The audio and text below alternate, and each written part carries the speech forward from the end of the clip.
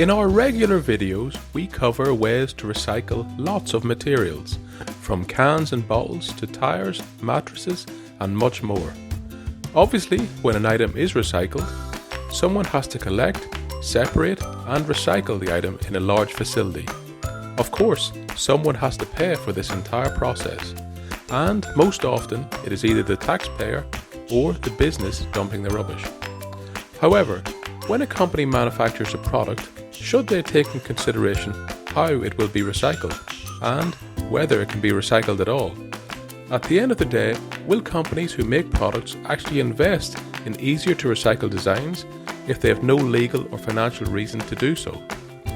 In recent years, many companies have proposed making easier to recycle items, but not all of them have come on stream as quickly as we would like. So, what can be done? This is where the concept of EPR comes in. EPR stands for Extended Producer Responsibility, and pretty much is what it says on the tin. The idea is that a manufacturer takes responsibility for the way the item is disposed of and recycled. To date, manufacturers have had to ensure the item is safe, reliable and non-hazardous to users, but really once it was dumped, that responsibility ended. This can also be known as product stewardship or a producer pays recycling model. The concept of EPR aims to make manufacturers consider how the product will be treated at the end of its useful life. Obviously, there is a huge variety of approaches that could be taken as regards EPR, from simple guidance or voluntary schemes, i.e. sometimes suspected of being a form of greenwashing, to quite stringent government-backed schemes. You may be asking, do we have any EPR schemes in Australia? The answer is yes.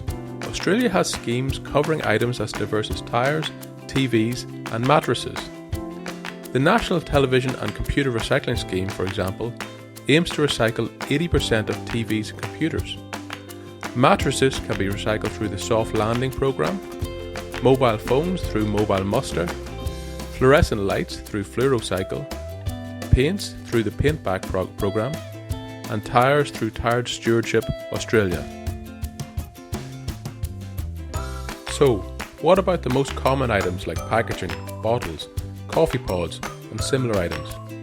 To date, there has been very little progress on these common items beyond purely voluntary covenants that can be argued to serve just as marketing for major corporates. Over the next few years, we certainly expect EPR to greatly increase, with legislation ensuring manufacturers are incentivised to find and use better and easier to recycle materials. At the end of the day, companies tend to act in a way that benefits their long-term profits. We need to ensure that recycling is aligned with this profitable outcome. For lots more recycling info, visit us at waster.com.au and like and subscribe below.